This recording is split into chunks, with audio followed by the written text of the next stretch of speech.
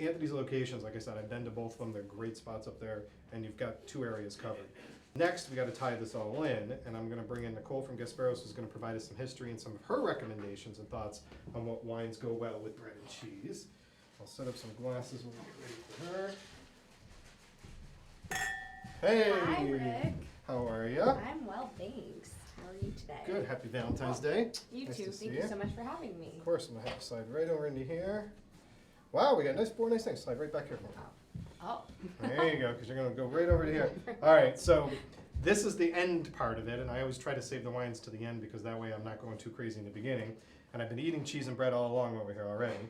2 great people that came in. But before we get into the nice things that you brought and talk about your favorite pairings, tell us a little bit about the history of what's going on at Gasbarro's up there. Sure. So Gasbarro's Wines, the original, has been on Federal Hill for 120 years as of this year, which is pretty exciting. It's amazing. And back in the day, we were actually the first store to direct import from Italy. So I'm not sure if you were familiar with that. No. It's a very fun fact.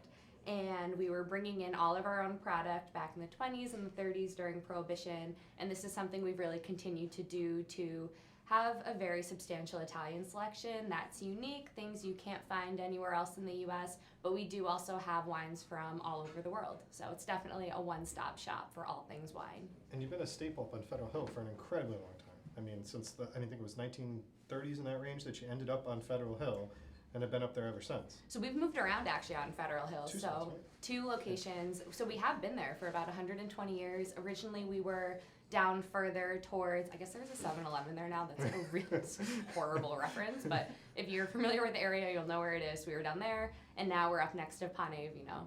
Right, and their store is absolutely beautiful. And I want to talk about that because your store has become almost like an event space, a very inviting space for people to not only to shop, but to come in and enjoy some of the tastings. And I've been, you've seen on my social media, I've been to a lot of the tastings recently.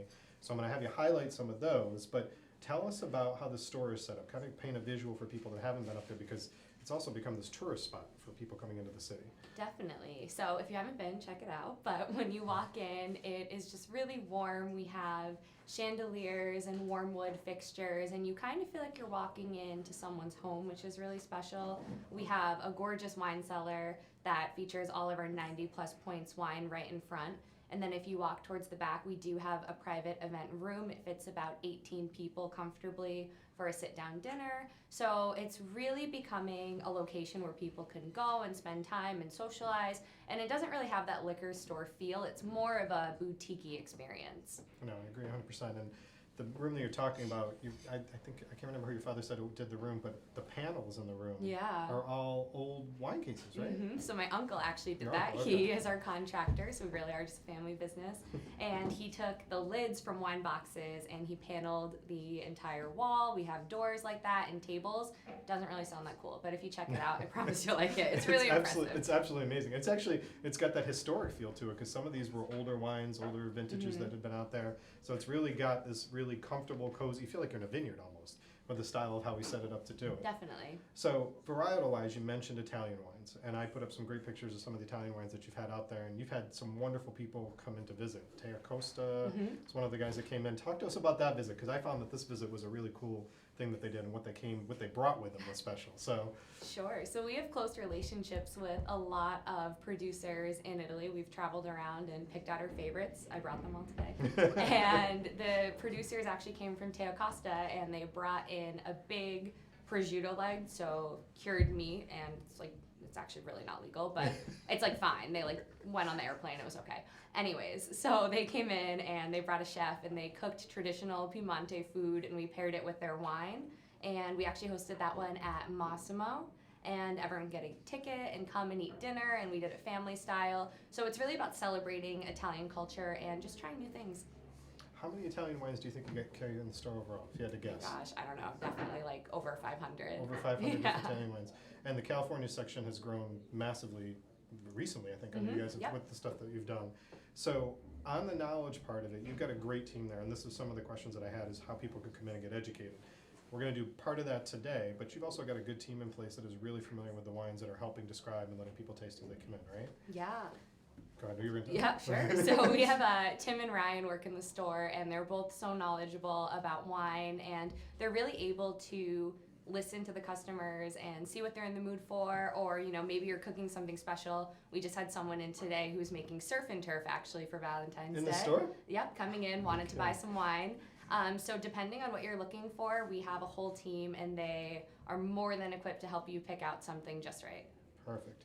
So what did you bring today? And tell me, you're going to tell us why these go with cheeses that you like. So I've got a bunch of different glasses, but tell us what you got, and then we'll do some taste. Okay, well, I have a Dal Bello Treviso. This is a sparkling wine, so Prosecco. It's from Veneto, Italy. Nice. This is very crisp on the palate. You'll get apple flavors, some acacia and freesia, but it's just very light and delicate, but at the same time it's dry. I wouldn't call it fruity. And then we'll go down the line with whites. Sure, go ahead. Great. So then we have Rocca della Regina. It is an Arnese. This is actually from Teo Costa, so you're familiar with it. Yep. It means Rock of the Virgin. And I don't know if you knew that part. No, either. I did not. Fun little fact. It's the artwork on it has a little you can girl. see it yep, right she's through just there. running through the field. Joe, I don't know if we're going to be able to get this, but I got to definitely take a picture of it later. You can see right through the label, and you see the girl running So through the it's field. named after the art piece, and that one is really citrusy and refreshing. It has a natural occurring frizzante, so almost like an effervescence. Yeah, well, you're Goes talking, I'm really gonna pour nice a with little bit of cheese. this He's so excited. Yeah, He I'm gonna can't go even with wait. I was this going one. to pour for you. No, but- no, you keep talking. You're good. And then next up we have Lucilla. This is a red blend from Tuscany. So it's Sangiovese, Merlot, and Cabernet Sauvignon. This is a very well-balanced wine. You get a lot of that Tuscan fruit, spice, and earthy flavors. This is actually a fan favorite. Everyone loves this one. And then finally we have Barbera. This is also from Piemonte, like Teo Costa. And this one is a little more fruit forward, but still dry. It goes great with cheese. So if you're doing anything with truffles or risotto, it's a great wine for that. You'll get a lot of dried candied raspberry flavor and some dark cherry. Cheers. Cheers. I'm going to try this one because I like Teo Costa, so we're starting there. So, obviously I have a fan favorite for this because I do love Teo Costa. Of course. The reds and whites, I've been a big fan of theirs. But any of these wines, and this is where it goes, and she's talking about the team that she has there and her favorites that she's brought in today, but think of the cheeses that we started out with. Even the grilled one that was like the softer cheese that I tried at the beginning, this would go absolutely perfect with it. And if you noticed on the trays that the Narragansett Creamery folks brought in, there was a lot of fruit. So you were mentioning before about how this carries a lot of those fruit notes forward, right? And Proseccos are all bubbly, sparkling, but they're not yet champagnes. No, they're not. So it's a different process. Champagne has to come from France. And you can make a Prosecco or sparkling wine in any region, which is pretty interesting. I like this one because it's great to put in a mimosa, or you could do it with shellfish. I love it with cheese. I think the sparkling really just cuts through that fat and all of that dairy. So pop this one Watch, open. I'm going to watch this. There Nice we go. job. Look Cute. at that. All right, so while she's pouring this and we're tasting this, because she's already given nice overviews on them, I want to talk about some of the tastings you do. The biggest way to learn about these, and we go over this in the show almost on a weekly basis, is to go to these tastings and get educated, ask the questions, ask what goes with things. Like she mentioned, someone was coming in today saying what they were cooking for dinner for Valentine's Day and looking for a wine. So talk to us about some of the tastings that you have coming up. Sure. So actually, right on Saturday, we're doing a Southern Italy tasting. We're doing two producers. One is from Campania, Italy, and the other is from Puglia, which is really nice. That's right in the boot. And this one's really special to us because our family actually comes from Itri, which is right in Campania. And we're just going to be providing an antipasti and olives and olive oil that actually come from Itri, where my family's from. So we're really just going to be toasting to our ancestors and our family that still lives there, and just really celebrating some delicious wine. So that's the next one we have, and then you can always check back on our website to see what we schedule for the coming months. And we do have a mailing list. We don't spam. A lot of people have asked about that. But we always make sure we keep you in the loop with what we're doing, and these are all complimentary. So Saturday, if you want to stop by, 2 to 4 p.m. 2 to 4, okay. Cheers to that for sure. So 2 to 4 p.m. on Saturday, and I know a lot of people are still out celebrating this weekend. This might be a nice thing for you to be able to do and to also get the education when you go in to do it. You've had different partners too, so like Massimo Pallavino's come in and partnered, when Teo Costa brought in that prosciutto, and I have a great picture. I'm going to have to post it We should later. post it. I'm definitely going to post it of them shaving the prosciutto. It was absolutely amazing. And then I think recently there was one that Roma from Federal Hill partnered with you on. That right? was last Saturday. We did Northern Italy, actually, and Roma did a beautiful antipasti for us. And you've even partnered with Caserta's, because I went to one recently which was Caserta pizza, and Nicole and I are sitting there eating all the Caserta pizza. I bought 10 pizzas, and everyone was saying, you bought too much pizza, but it was actually all gone, so perfect amount of pizza. You did not, yeah, you had the right amount of pizza, and you had amazing wines because I ended up leaving with a case of wine that night. So let's talk about switching to reds. So reds are always heavier. People, I mean, except for if you think of like a Pinot Noir from California or whatever, reds are always heavier. In having some of these, and even that night that we were talking about Casertas, even that night, I was drinking red wine with the pizza that was there, and the cheese went perfectly with it. Do you get a lot of people coming in that need more education on red wines than white? You know, that's a great question. I actually think it really varies. I think people who only drink red, maybe if they're coming in to buy a gift for someone, they have a ton of questions about white and vice versa. But I will say that food pairings is the big one. People will just come in and shoot something out. It's someone making a lemon cake once and they wanted to have wine with it. They had no idea what to pair. Yeah, I wouldn't know what to pair with that either, now that you mention it, and I wouldn't know what to think about that one. We had a nice blend from Verona, actually, that had lemon flavors and citrus flavors in it, and it was modeled after the wall at Romeo and Juliet's little house. Really? So it was nice. They were doing a nice romantic date, so it actually went perfectly.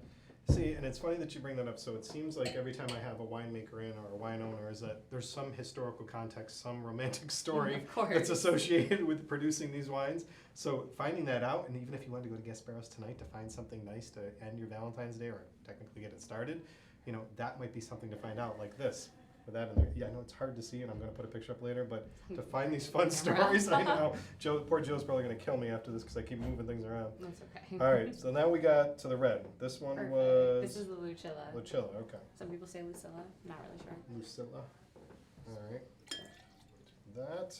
I'm going to try to bring that guy up there so that you can see a little better. So when you're having these from a cheese perspective, and you've had a lot of places that have brought cheese in, are these your 4 favorites, or do you have other ones that you think about as well? I think there are always some other ones I think about, but you know, short segment can only bring so much wine. I definitely think my favorite to do with any cheese. Molly, are you laughing at me back there? So much wine. Only so all much of the wine. My favorite is definitely Barbera though. Barbera. For cheese, which I did bring, so you can never go wrong. No, you can't go wrong with Barbera. It's definitely one of my favorites too.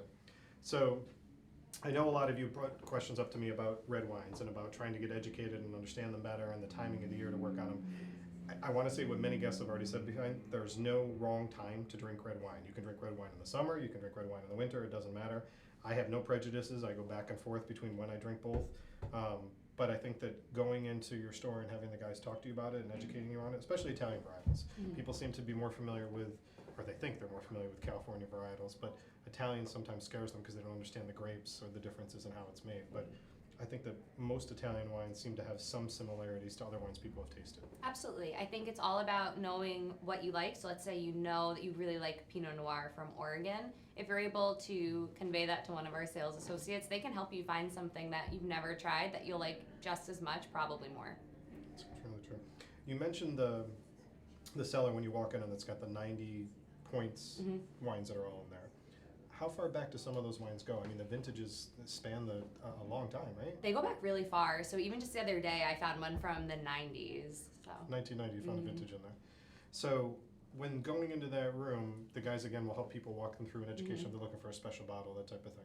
Definitely. And anyone's welcome to come in and actually browse themselves. It's a really fun way to look at new labels or kind of just feel your way around different vineyards, and it's fun to like look at the labels and see how history has really changed vineyards over time too.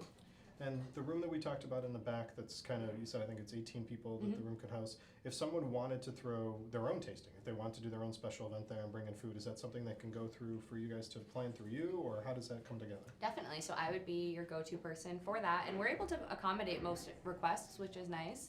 So definitely stop by, see the space, ask for me, I'll be there. Now, do they have to go through specific people, or can they, for food-wise, or can they just bring anything they want in? We're open-minded, so we work very closely with Pane Vino since they're right next door, so it's really easy, and we do have a great relationship with them there. We love hosting our tastings with them and having them come in the store. So we typically lean towards working with them, but you know, let's say you really want Thai food, we could work something out too. So, and the other big thing to mention is that Gasbarro's has their own parking. There is a lot that goes almost like an L-shaped lot that goes around the back there. can actually enter it from both Spruce Street and Atwells Avenue, and then there's parking across the street at St. John's as well.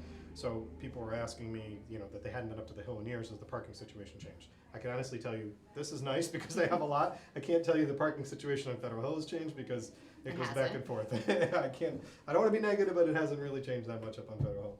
So let's talk about the last one that we got here. Great. So this is the Barbera. This is my all-time favorite with cheese. I love it, especially with just nice cheesy pasta. All-time favorite. All-time favorite for cheese. So if you were in Piedmont just visiting the vineyards and the producers, this is what they would put on their table for a nice table wine during lunch or dinner. Nothing wrong with a table wine any time of the day. There's so many glasses. I know, I like it. Go through this. Cheers again. Cheers. Thank you.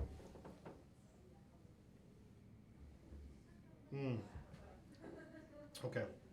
She's not going home with all that because I'll have to be pouring a little bit more to have with.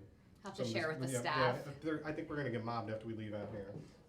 So 4 different wines today. She brought in 2 whites technically, if you consider the Prosecco one, then the 2 reds. All of these pair up with the varietal things that we've had, and there is so much more. And people are talking about. I got a question. Okay, so do you consider cheeses going onto the pastas and all the different things that are out there and how you pair it up? It's the same thing about getting an education. I could have this right now with a pasta tonight, putting cheese on it. It doesn't have to be that you're sitting there hunking at a block of cheese and cutting it apart to have it. There's different ways to pair these things up and to make the meal, in my version, complete to have out there. So with you guys in there, with the Italian varietals in there, the California varietals in there, have there been ones that have surprised you that you found that you've liked that come in that you had no idea that you enjoyed before? Yeah, actually, so I've been learning a little bit more about Spanish wines and then wines from Chile, and I didn't really know a lot about them, but I'll have someone come in and I'll give it a taste, and I'm always really surprised, and there's just so much to learn about every different region where wine comes from. And then Italian liqueurs, I noticed you guys have also had that because I got some amaretto when I was in there last time, and ports, which I've talked about because I'm a big fan of ports. You guys have carrying the ports that are in there. And setup-wise, this is not a store where you feel like you're going to get lost and can't find anything. You guys have got it divided up pretty nicely. Even in the beginning, you've got those beautiful racks when you walk in the front of the store to do it, which I've seen Nicole stocking and getting things all set to go in there to do. All right, is there anything that I'm forgetting? Because you tell me if I'm missing anything about the store that I didn't cover. Let's see, I think parking, events, it's the big one. And events, it seems like your events are almost like, now you're having them like twice a month almost. We are, so we try to have one once a week as well. It was a little slow, well not slow, but it was just so busy during the holidays where people were coming in, we were just constantly flooded with people shopping. So we kind of pulled back a little bit, but now that it's the new year, we're ready to really ramp up again. Holidays, that's a very good point. So hold on, I got to segue to holidays before I let her go. Around Christmas, everyone was asking me about baskets and how to put things together and pick them. And I know that today being the start of Lent and it being Valentine's Day, is that something that people can come in to do on a regular basis? Because you have another special thing that you're now doing to bottles, and I took one when I was there last time. So you got to talk about that real quick. Definitely. Right. So we offer free bottle and glass engraving. We do it right in store for you. So you just purchase your bottle or glass, and we can engrave it. We also do gift baskets, corporate giving. We have gift cards. We do events. So really anything you need for holidays or a special occasion, we're able to make it happen. And even today, I made a couple of gift baskets going out actually. So that glass engraving thing, I did a bottle, so I have to tell you, I did one for my wife and I brought it home because I was out too long, so I knew I'd be in good shape. So I had this bottle done, and I had to Nicole put on the bottle and brought it home, and it was there for the next morning. It looked amazing. Like they literally took the bottle, put it right into the machine, and it was carving it out. He was telling me it didn't matter whether it was white or red, how it would look on the bottle to do it. Nope, doesn't change. It just does it right on the surface, so it just kind of scratches along right there. So to do something special, to do something nice, go get a bottle of Prosecco, go get a bottle of something else, have it engraved. You'll look like you did this 3 weeks ago, and you'll look like a hero if you go home with that tonight. Or anytime these holidays come up. All right, Nicole, this was awesome. Thank you so much. Thank you. Appreciate you coming in, and you brought some great products.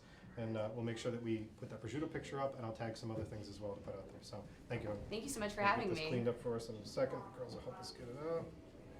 There we go. All right. So I've got to close up to get going because I want to make sure that Kate gets in with everything that's next with news and politics. But cheese, bread, and wine, we covered a lot of it today. We'll put up the great pictures.